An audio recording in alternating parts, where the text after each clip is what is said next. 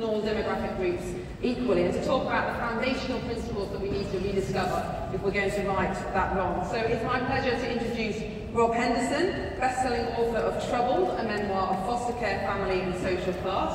Uorън Mъндин, or in the wrong order, start with Alъn Milъr, co-founder and chair of the Together Association. Uorъn Mъndin, an Australian Aboriginal leader and former national president of the Australian Labour Party. And Maurice Glassman, Labour peer, founder of the Blue Labour movement, and the only figure in the Labour Party to be invited to the second inauguration of Donald Trump last month.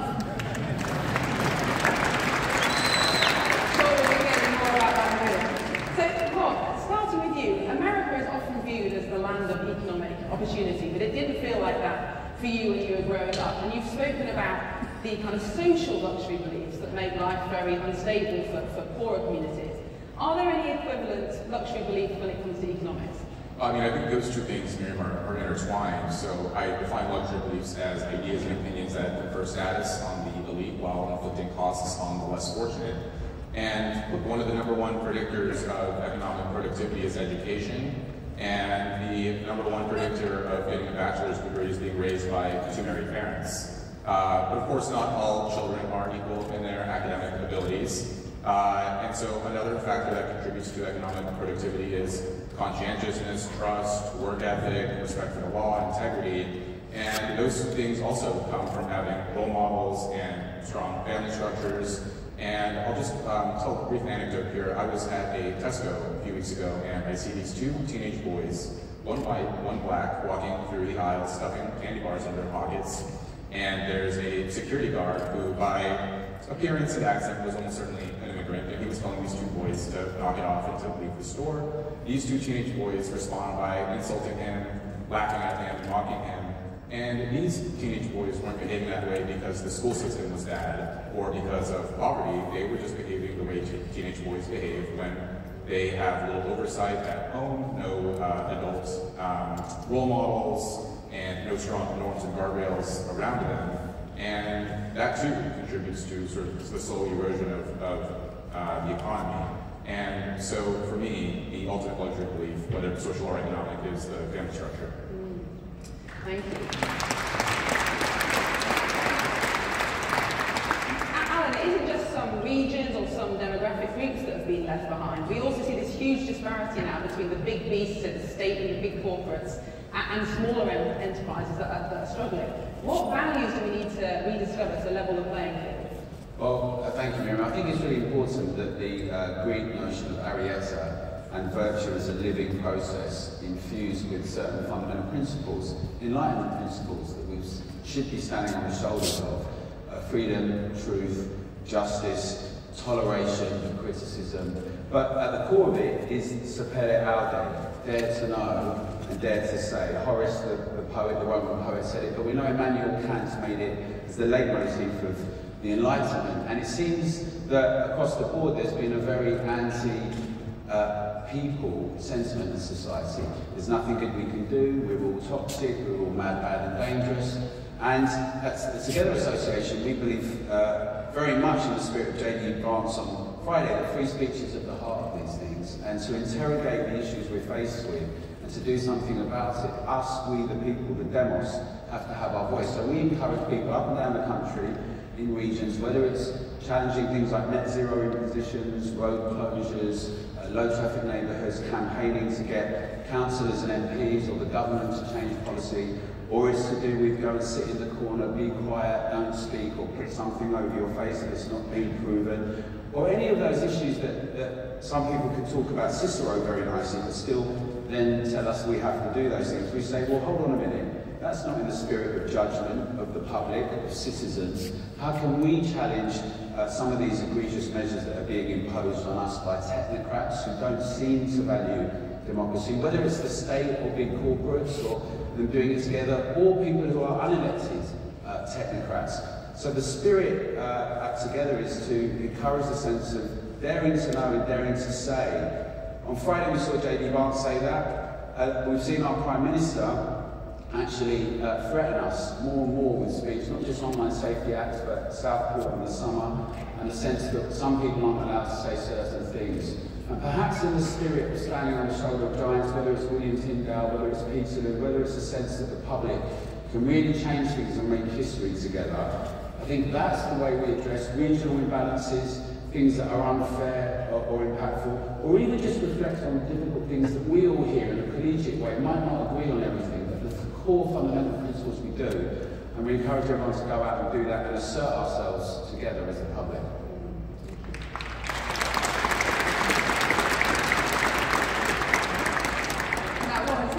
Neil and John have spoken about the foundations of economic prosperity, but that doesn't mean that we need a one-size-fits-all model for our economy. So can you tell us a little bit about the work that you've done with Aboriginal groups in Australia to help them engage more with the Australian economy? Yeah, well, one of the things I base this on is Indigenous people have the same rights to economic participation as everyone. We are not museum pieces trapped in time. In my country, many Aboriginal people sit outside the real economy, dependent on government, trapped in welfare traditional lands that are run as socialist enclaves and can't own their own homes or run or set up businesses in them. And they are sort of left over from the what we call the protection era. So the Aboriginal race laws that were around up until the late 60s, early 70s, where Aboriginal people were put under protection. It was done in good intentions because of the frontier and everything that was happening up to that period. And what happened then was in the late 60s, early 70s, when the laws were abolished, Aboriginal reserves and missions, so reserves were run by the government, missions were run by the churches. They turned those lands into Aboriginal land, self-determination type lands. And also and then of course legislation came in which was English common law, which is the native title laws, which gave us back land that we own, plus the legislative approach was the land rights laws, which gave us also land back. A lot of people wouldn't understand that over 55% of Australia's land mass is actually owned by Aboriginal people, a massive amount. And my family for generations worked to buy their own home and get out of these trapped in these socialist enclaves and that. And it was, in fact, John Anderson was the former Deputy Prime Minister here. Me and him, our families had this relationship of 200 years together because they were squatters and colonials that come up in our area. The economy needs to work for everyone, and for that everyone needs to be able to participate in it. Now, I, as a young boy going through university, there was the Kanak Liberation Front was going on in New Caledonia. There was the leader of that front, and he was a socialist. It doesn't surprise people, he was a former Catholic priest. And he made the famous line which really resonated with me, which is, "I am not a museum piece. I am a man of flesh and blood." And what he was talking about, people were, the way that these enclaves in Australia were set up was that we would be kept in this pristine, pure state, which was before capitalism, before all this other stuff that was happening. That was this, and we were made dependent on governments. And I thought, well, if we're going to have 55% of the land mass of Australia, wouldn't you be able to use that as economic prosperity in that for us? So what I did was I wrote many columns about it. I wrote a book which can be bought at a very good bookstore at a very reasonable price. And also in regard to, I was picked up, and this is a very revolutionary, John Howard was the coalition Prime Minister, the Conservatives.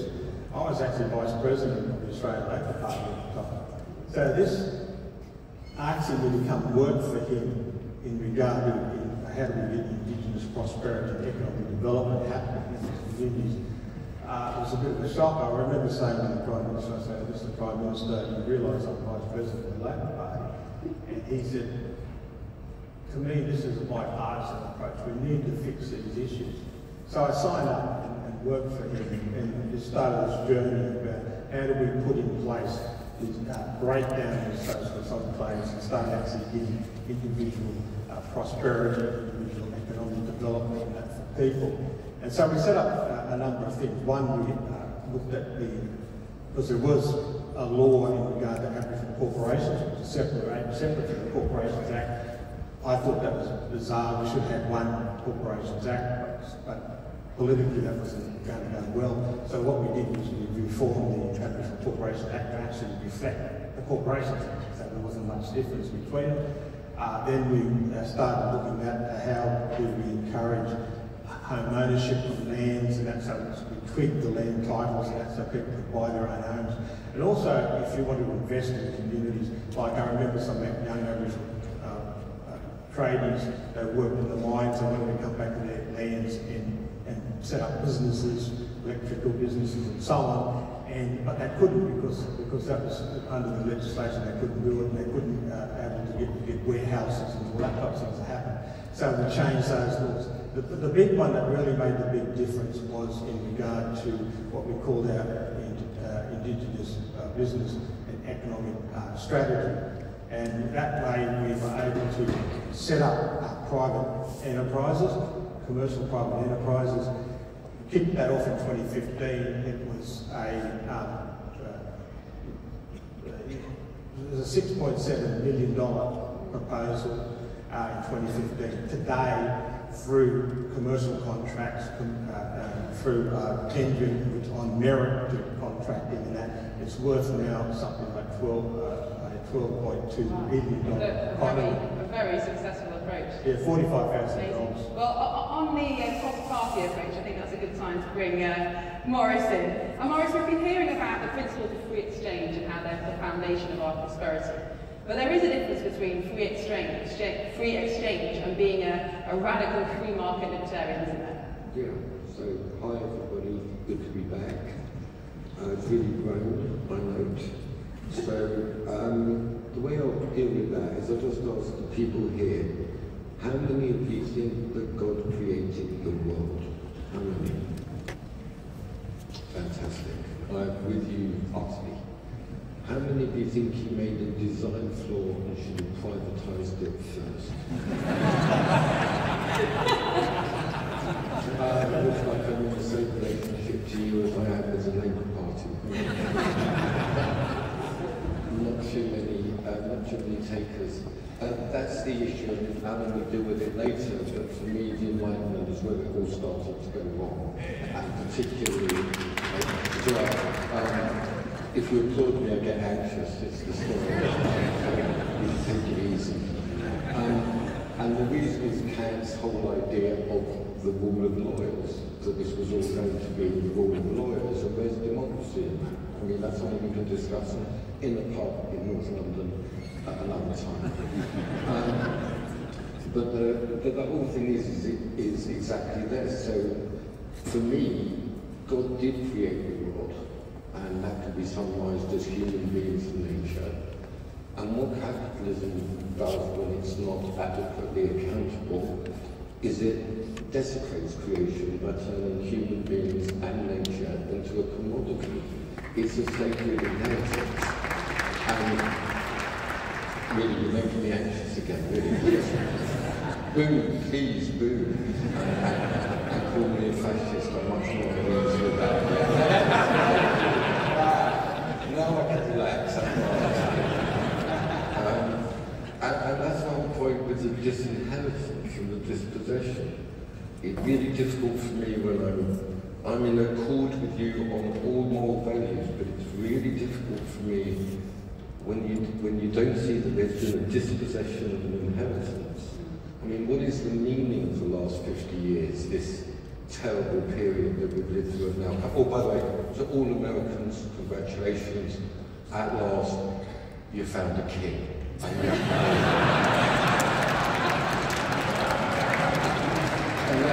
And now we can forget all that Republican stuff. We can have kingdoms aligned in order to preserve the sacred and to do what is right. And it's a wonderful feeling that we have this new alignment. But that's the whole issue with the faraway towns, is that all the wealth that they've generated through their labour. So this is the big disagreement really. I know you all love entrepreneurs and think they're the generator of wealth. For me, it's the workers. The people who work every day, who go out every day with their hands. You remember how Black Lives Matter came along, we used to applaud them during COVID. The people who didn't earn their living on email. The people who went out and helped people bodily, physically, with their hands. And what happened was is that all that wealth was in the hands of capital. And what did capital do? The whole meaning of Thatcher, the whole meaning of Blair, is the transfer of that wealth to the Chinese Communist Party. Morris, I'm going to have to stop you there. I'm not cancelling you, we've just run out of time. I've just started. Good to see you. Which pub in North London would you like us to meet you at this? Which pub in North London would you like us to meet you at this? The closest to what just Tottenham Hotspur. Okay, well that's an open invitation. I'm going to thank my panel. Please give a round of applause.